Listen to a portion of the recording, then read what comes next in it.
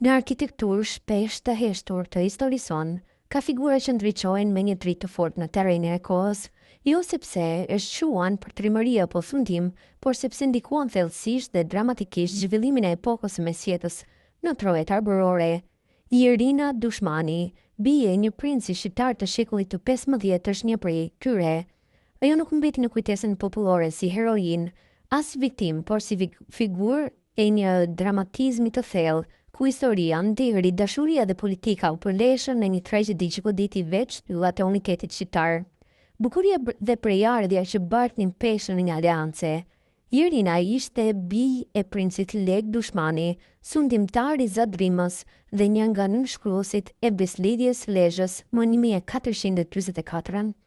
Në një epokë ku martesa ishte mjet diplomacie dhe gratë shpesh përfaqësonin ngulshau në lojën e aleancave mes princërve, Irina ishte më shumë se një princesh, ajo ishte një qelës për pushtet, ndikim dhe prestigj. Bukuria e saj rrallë dhe gjaku fisnike vendosën në qendër të një gare të egur mes dy pretendentëve të mëdhenj, Leg Zaharis, Zoti Danjes dhe Leg Dukagjinit, themeluesit më të vonshëm të kodit zakonor që du të mbante emrin e tij. Dueli krenaris që u kthye në vëllavrasje, Irina, sipas dëshmive të baletit, kishte shprehur pëlqimin për të martuar me Leg Zaharin. Për Leg Dukagjinin kjo ishte një fytyrje që nuk mund të kapërdikej, jo vetëm si mashkull, por si princ që pretendonte epërsi në rajonin verior. Dasma e Mamica Kastriotit me Muzak Tupin në mungesë të Skënderbeut u kthye në arenë ku konflikti i shpërtheu. Fjalët u kthyen në përbuzja në duel dhe dueli në masakër, në atë ngjarje e cila në duke kishte për motiv dashurinë për Irinën, mbetën të vdekur më shumë se 100 vetë. Leg Dukagjini u plagos rënd me një hesht në kreharor. Vrasja që cimentoi përçarjen. Disa vite më pas, një kushuri i Dukagjinit, Nikola, vrau Leg Zaharin, ndoshta si akt hakmarrje për Irinën, ndoshta si manovër për të marrë kështjellën e Danjes, që përfaqësonte një pozicion strategjik në veri. Ajo vrasje vullosi një përçarje që nuk u fashit më. Aleanca e Lezhës, beslidhja e princërave, më 1444 që dikur ngrit për të bashkuar shqiptarët kundër turqëve, nisi të shkatërrohej nga brenda.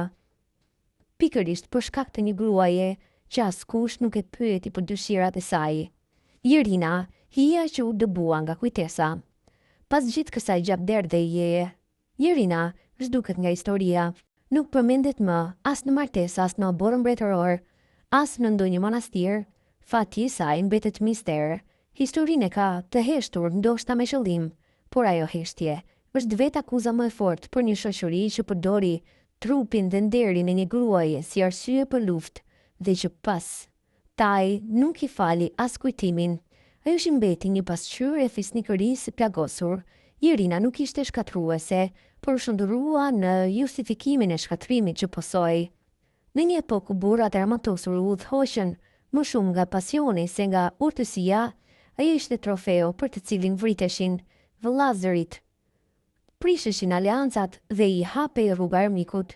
Tragjedia e saj ishte pasqyra e një kohe ku fjala nder rëndonte më shumë se jeta dhe ku krenaria u kthye në armën që vrau unitetin.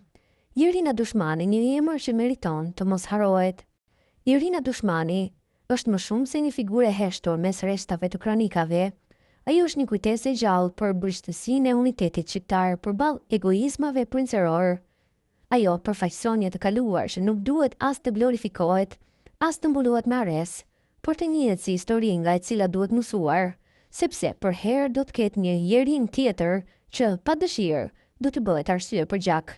Nëse burrat nuk mësojnë të zgjedhin bashkimin mbi përçarjen, arsyen mbi pasionin dhe drejtësinë mbi krenarin boshe,